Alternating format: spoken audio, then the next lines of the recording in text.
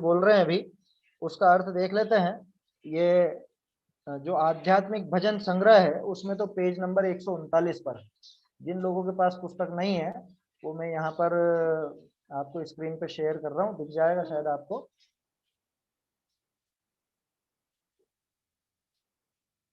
चलिए, दिखाई दे रही है सबको ये? दे रही है। हाँ चलिए ठीक है ना। ये जिनवाणी स्तुति अभी अपन रोज बोल रहे हैं, महीने भर अपन यही चलाते हैं, हर 1 तारीख को जिनवाणी स्तुति बदलते हैं। इस बार थोड़ा लेट हो गए अर्थ समझने में, दूसरे दूसरे विषय के कारण। अब अर्थ समझ लेते हैं ताकि याद करने में भी आसानी हो। देखो, महा के घट जिन धुनि अब प्रगटी, हमारे 139 139 आध्यात्मिक भजन संग्रह में 139 नंबर पेज है, किसी के पास पुस्तक हो तो उसमें देखें, नहीं तो यहाँ पर देख सकते हैं। महा के घट जिन धुनि अब प्रगटी, महा के घट, हमारे घट में, घट माने हृदय, कि हमारे हृदय में अब ये जिन ध्वनि दिव्य ध्वनि जिनवाणी अब प्रकट हो गई है।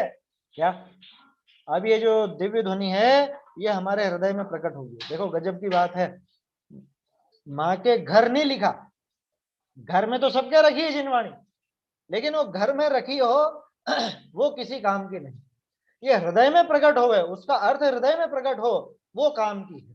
तो इसलिए कहते हैं महा के घट जिन ध्वनि अब प्रगटी, कि हमने अब ये दिव्य ध्वनि का जिनवाणी का अर्थ समझ लिया, तो हमारे दिव्य ध्वनि जिनवाणी हमारे हृदय में प्रकट हो गई। कैसी होती है जब ये जिनवाणी का अर्थ जब समझ में आता है तब क्या होता है वो देखो। जागृत दशा भई अब मेरी, सुप्त दशा विघटी, अब मेरी जागृत दशा हो गई है, अब मैं जाग गया हूं। ये जो जिनवाणी का अर्थ मुझे समझ में आया है, ये दिव्य ध्वनि के द्वारा, जिनवाणी के द्वारा मुझे वस्तु का स्वरूप समझ में आया है, इससे मेरी ये जागृत दशा हो गई है। और सुप्त दशा विघटी, आज तक अनादिकाल से जो मोह नींद में सो रहा था, है ना, मिथ्यात्व की नींद चल रही थी, वो सुप्त दशा, वो सोने की दशा अब विघटी, नष्ट हो गई। अब मैं जाग गया हूं, है ना, ये मिथ्यात्व रूपी अंधकार मैंने दूर कर दिया है, मिथ्यात्व की सोने की दशा दूर कर दी है और जाग गया हूं। जग रचना दीसत अब मोको, अब ये जगत की सारी जो रचना है, जगत में जितने भी काम होते हैं वो सब अब मुझको दिखाई देते हैं। कैसे दिखाई देते हैं? जैसी रहट घटी, रहट समझता है? रहट मतलब होता है एक, वो पहले यंत्र चलता था, अभी भी बहुत सी जगह गाँव में मिलेगा, कुआं होता है ना, कुआं या समझ लो कोई नहर वगैरह हो, उसके ऊपर रहट लगा दी जाती है। रहट एक घड़ी की तरह होता है, रहट घड़ी की तरह होता है, जैसे घड़ी में कांटा होता है ना अपना, ये 6 तक तो नीचे जाता है फिर वापस ऊपर आता है, उसी तरह से ऐसी रहट एक यंत्र होता था, उसमें यूं समझ लो जैसे तगारी या कुछ बर्तन होता है ना, इस तरह के 5-6 लगे रहते थे अलग। हाँ, छोटे छोटे कलश मान लो, या छोटे छोटे वो बर्तन लगे हुए हों जिसमें पानी भर सके, ऐसे लगे रहते हैं।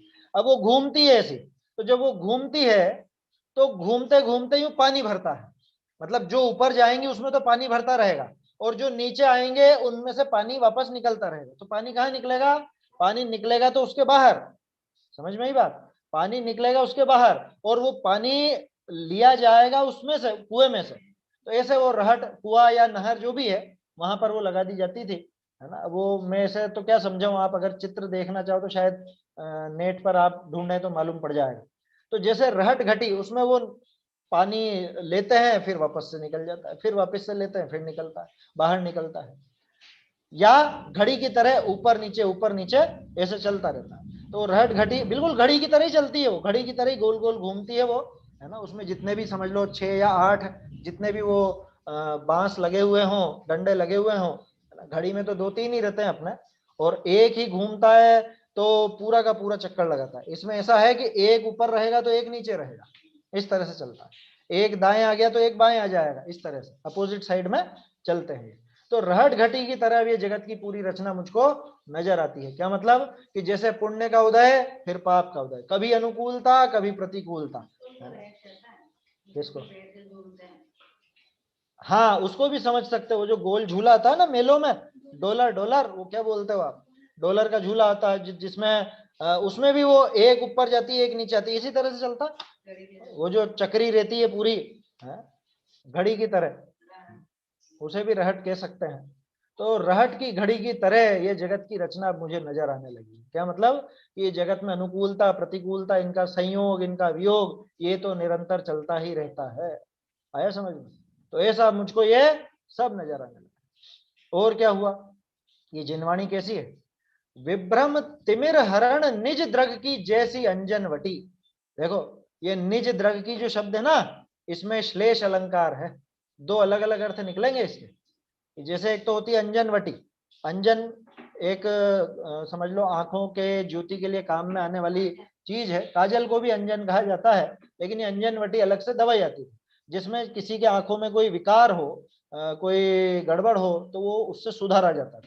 तो ऐसे विभ्रम तिमिर हरण, विभ्रम रूपी तिमिर, विभ्रम माने मिथ्यात्व, अज्ञान, तो अज्ञान रूपी अंधकार को हरने के लिए कहां पे छाया हुआ है अज्ञान अंधकार? ये निज द्रग में।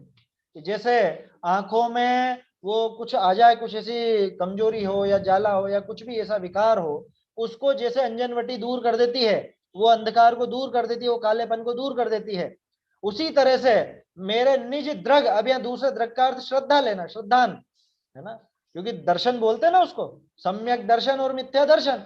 तो दर्शन माने द्रग, ऐसा निज द्रग की, मेरे जो ये श्रद्धा गुण में ये विकार पड़ा हुआ था, विपरीतता पड़ी थी, मिथ्यात्व रूपी अंधकार पड़ा था, उस मिथ्यात्व अंधकार को, श्रद्धा में पड़े हुए मिथ्यात्व अंधकार को दूर करने के लिए अंजनवटी के समान है। जैसे आंखों में पड़े हुए विकार को दूर करने के लिए अंजनवटी होती है, उसी तरह से हमारे ज्ञान और हमारे श्रद्धान में जो विभ्रम पड़ा है, उस विभ्रम रूपी अंधकार को दूर करने के लिए ये जिनवाणी भी अंजनवटी के समान है। अब जब ये काम हुआ, ये विभ्रम दूर हुआ, तब क्या होगा? ताते स्वानुभूति प्रापतिते, उससे हमको स्वानुभूति की प्राप्ति हुई। क्यों? क्योंकि जिनवाणी में हमने सारी वस्तुओं का स्वरूप समझा, जगत में सारी जो वस्तुएं हैं उनमें किसका क्या स्वरूप है ये समझा।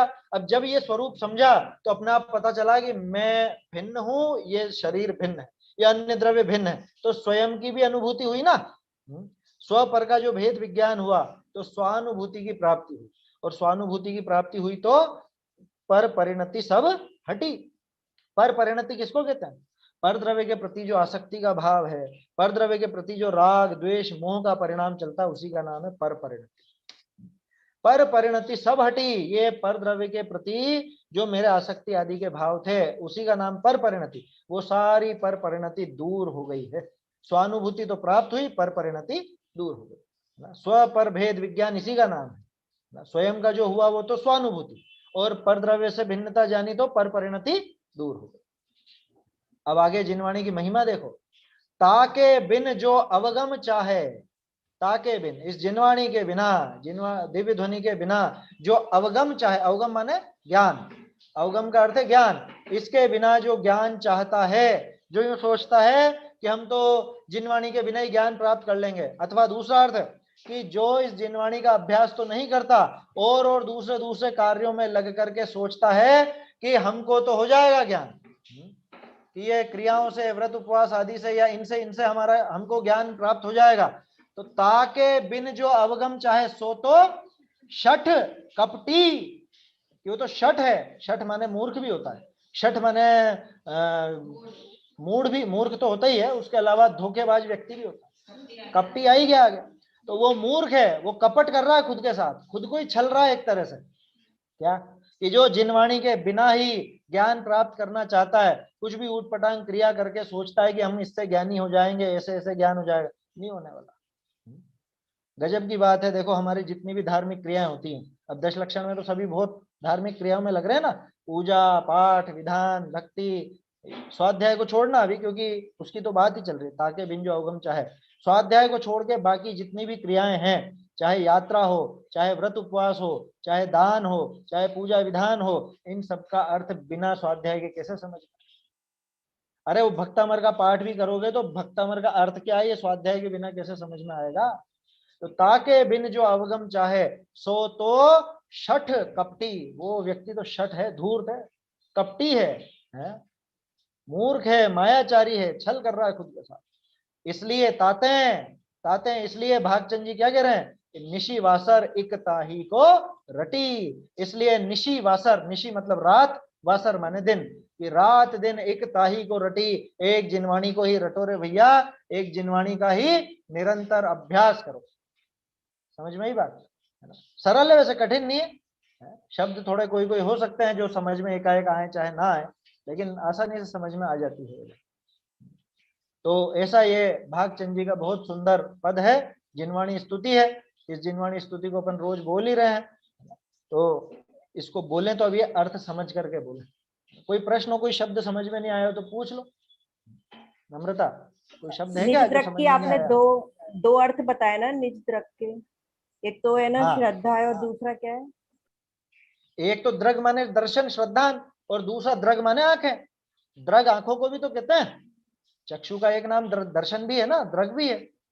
तो इसीलिए तो मैंने कहा था दो अर्थ निकलेंगे। श्लेष अलंकार है कि जब आंख वाला अर्थ लो तो अंजनवटी काम करती है आंख में जो कमजोरी हो या कुछ गड़बड़ आ जाए उसको मिटाने में, और जब अपन श्रद्धा वाला अर्थ लें, ज्ञान वाला अर्थ लें, तो ये जिनवाणी उस अंजनवटी के समान अपने वो ज्ञान श्रद्धान के सारे विकार को, सारे अज्ञान को दूर कर देती। ऐसा और कोई शब्द जिसका अर्थ समझ में नहीं आया हो?